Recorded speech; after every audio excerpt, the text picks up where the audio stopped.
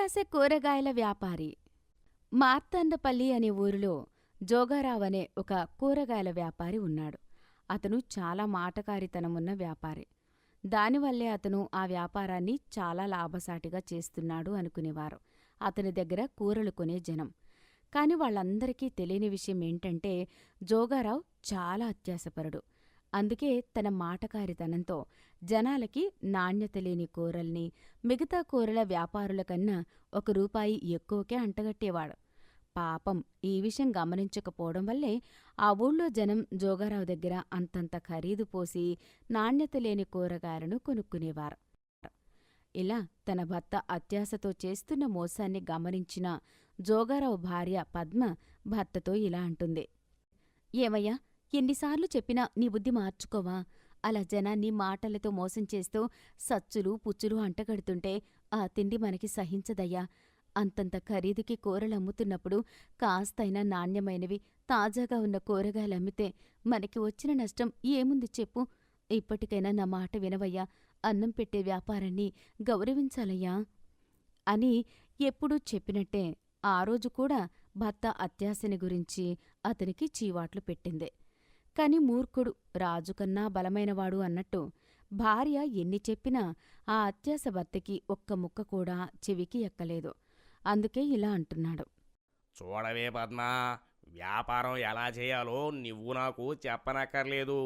నేను ఎన్నో ఏళ్లుగా ఇలాగే వ్యాపారం చేస్తున్నాను.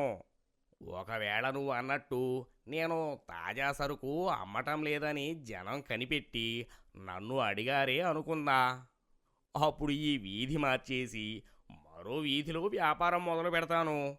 అంతేగాని ఎంత తెలివిగా చేస్తూ లాభాలు వస్తున్న వ్యాపారాన్ని నేను పాడు చేసుకోలేనే. నాకు ఇలా నాసిరకం కూరలు అమ్మటమే కలిసొచ్చింది అని చెప్పి తాను చేస్తున్న తప్పుని సమర్థించుకున్నాడు. ఈ విధంగా తాను చేస్తున్నది తప్పు అని తెలిసినా ఏ బెరుకూ లేకుండా చేస్తూ ఆ వచ్చిన డబ్బులు ఏ రోజుకి ఆ రోజు పెట్టుబడి పక్కన పెట్టేసి ఆ పైన వచ్చిన లాభాన్ని పక్కకు తీసిపెట్టి వాటిని వారానికోసారి ఒక పెద్ద మొత్తంగా బ్యాంకులో జమ చేసుకుని రావడం జోగారావుకి రివాజైపోయింది. ఇలా రోజులు గడిచిపోతున్నాయి. ఒకరోజు ఒక కాలనీలో జోగారావు కూరగాయలు అమ్ముతుండగా ఒక ఇల్లాలు వచ్చి ఇలా అంటుంది. ఏమయ్యా జోగి, నేను నువ్విచ్చిన వంకాయలు మొత్తం పుచ్చులే ఉన్నాయి.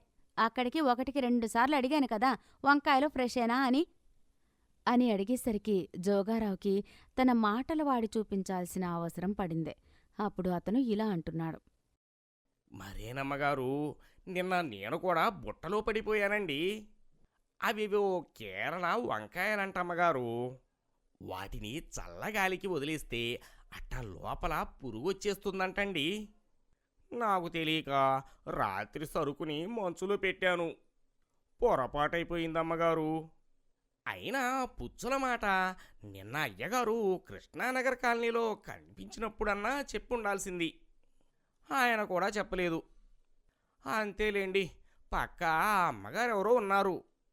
అందుకే హడావుడిలో మర్చిపోయి ఉంటారు. అక్కడికి అయ్యగారు కనబడగానే నమస్కారం పెట్టానండి. కానీ మొహం పక్కకి తిప్పుకొని వెళ్ళిపోయారు అని టాపిక్ని మార్చే యత్నం చేశాడు. అతను ఊహించినట్టే ఆ ఇల్లాలు వంకాయల ఊసు పక్కన పెట్టి వాళ్ళ ఆయన విషయం ఇలా అడుగుతుంది. ఏంటయ్యనువనేది? మా ఆయన కృష్ణానగర్లో మరొక ఆవిడతో కనిపించారా? నువ్వు పిలిచినా పట్టించుకోకుండా వెళ్ళిపోయారా? అయ్యో అమ్మగారు, అలా అనుమానంగా అడుగుతారేంటండి? ఆమెగారెవరైనా తెలిసినోళ్ళై ఉంటారమ్మగారు. అమ్మో, మీ వరస చూస్తే ఈ విషయం అయ్యగారిని అడిగేసేలా ఉన్నారు. అడిగితే అడిగారు గాని నేను చెప్పానని మాత్రం చెప్పకండమ్మా. ఏదో మీ మంచి కోసం చూసిందేదో చెప్పాను.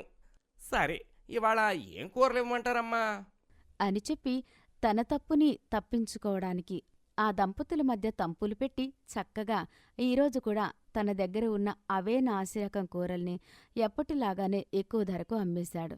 ఈ విధంగా తన అతి తెలివితో జోగారావు వ్యాపారం చేస్తుండగా అతని దగ్గర ఎప్పుడూ కూరలు కొనే మోహన్ రావు అనే పెద్ద మనిషి జోగారావు తీరుని చాలా రోజులుగా గమనిస్తున్నాడు. అయినా జోగి దగ్గరే ప్రతిరోజూ కూరలు కొంటూ ఉన్నాడు. అలాగే ఆ రోజు కూడా జోగారావు దగ్గర కూరలు కొనడానికి వచ్చి ఇలా అంటున్నాడు.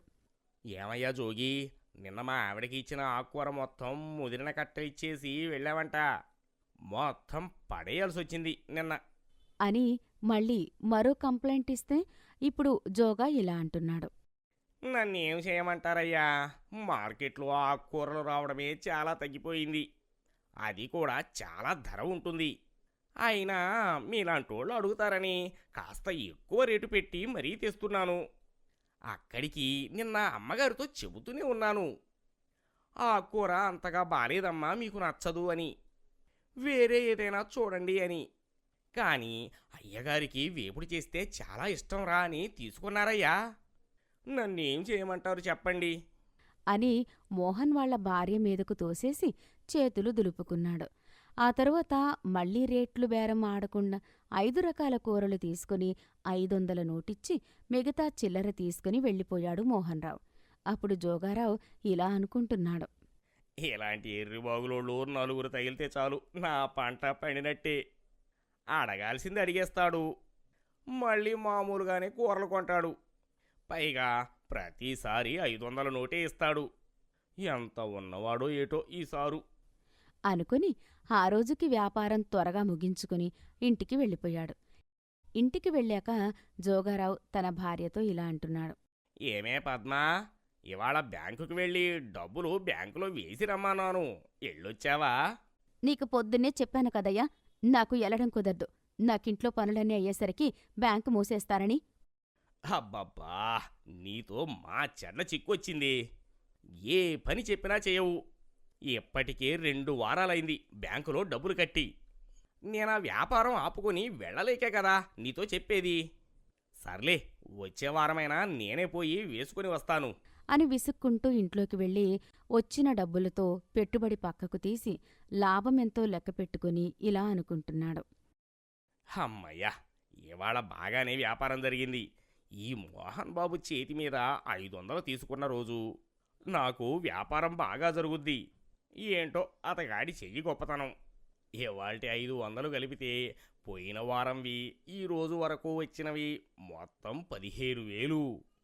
ఇంకో 4 రోజులు కూరలు అమ్మి సోమవారం నేనే వెళ్ళి బ్యాంకులో వేసుకుంటాను అని అనుకుని డబ్బులని జాగ్రత్తగా లోపల పెట్టుకుని భోజనానికి వెళ్ళాడు. ఈ విధంగా పెద్ద నోట్లు ఇచ్చే ఆ మోహన్రావు తన అదృష్టానికి కారణమని నమ్మేవాడు జోగారావు. అలా ఆ వారం మొత్తం కూరలమ్ముకుని ఎప్పటిలాగానే సోమవారం రాగానే బ్యాంకుకు పోయి మొత్తం 22,000 డబ్బు క్యాష్ కౌంటర్లో ఇస్తే అందులోని క్యాషియర్ ఆ డబ్బులని మిషన్లో లెక్కపెట్టి జోగారావుతో ఇలా అంటున్నాడు. చూడవయ్యా, ఇవి నకిలీ నోట్లు. నీకెక్కడి నుండి వచ్చాయివి? అది కూడా 10,000 పైనే నకిలీ నోట్లున్నాయి. ఇది కనుక ఇంకోసారి రిపీట్ అయితే నిన్ను పోలీసులకు అప్పచెబుతాను. ఇక నుండైనా సరైన నోట్లు చూసుకో అనేసరికి జోగారావుకి కంగారొచ్చి ఇలా అంటున్నాడు. అయ్యా అయ్యా, నాకేం తెలియదయ్యా. ఇంటింటికి తిరిగి కూరలు అమ్ముకునేవాడినయ్యా. ఆ జనం ఇచ్చిన డబ్బులు తీసుకుని ఇలా బ్యాంకులో వేసుకుంటాను. కానీ ఆ దొంగ నోట్లకి నాకు సంబంధం లేదయ్యా. అయినా 10,000 దొంగ నోట్లు వచ్చాయా? అమ్మో, ఈ మోహన్ బాబు నా కొంప ముంచేశాడు అనుకుని ఆ మంచి నోట్లు ఉన్న సగం డబ్బులు కట్టేసి మోహన్రావు ఇంటికి వెళ్ళి ఇలా నిలదీస్తున్నాడు జోగారావు. బాబు, ఏంటయ్యా ఇది?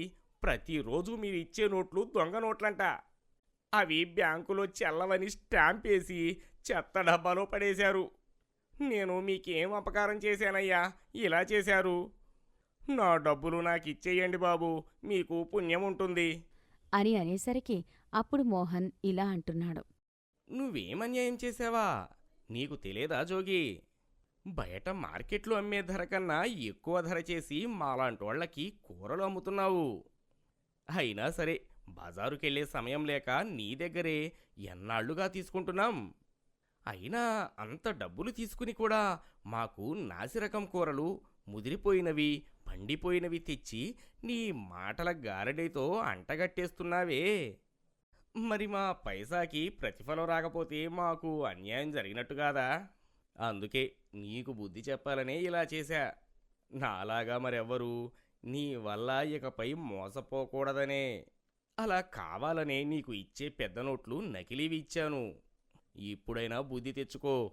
రూపాయి ఎక్కువ చేసుకుని అమ్ముకో, తప్పులేదు. కానీ మా శ్రమకి డబ్బుకి విలువ లేకుండా చేస్తే ఇలాగే దెబ్బతింటావు. ఈ విషయం నీకు అర్థమయ్యేలా చెప్పాలని ఇలా చేశాను. అని చెప్పడంతో జోగారావు ఆలోచనలో పడ్డాడు. తను అతి తెలివితో చేస్తున్న తప్పుకి తగిలిన దెబ్బ యొక్క నొప్పి అతనికి తెలిసి అతనిలో మార్పు వచ్చింది. అప్పుడు మోహన్తో ఇలా అంటున్నాడు. నన్ను క్షమించండయ్యా. ఇంకెప్పుడు అత్యాశతో అతి తెలివి పనులు చేయను. నిజాయితీగా వ్యాపారం చేసుకుని నాణ్యమైన తాజా కూరలే ఇకపై మీ అందరికీ అమ్ముతాను. మా ఇంటిది ఎప్పటినుండో ఈ విషయం చెప్తున్నా నేను దాన్ని పట్టించుకోలేదు. ఇప్పుడు నాకు బుద్ధొచ్చిందయ్యా అని చెప్పి తన తప్పుని తెలుసుకున్నాడు. ఇక ఆ తరువాత నుండి నిజాయితీగా వ్యాపారం చేసుకుని వచ్చే సొమ్ముతో సుఖంగా జీవించసాగాడు జోగారావు. కథ చూసి వెళ్ళిపోవడం కాదు, నచ్చితే సబ్స్క్రైబ్ చేయండి, లైక్ చేయండి, కామెంట్ చేయండి. మరిన్ని మంచి కథల అప్డేట్స్ కోసం బెల్ ఐకాన్ని గట్టిగా కొట్టడం మర్చిపోకండి.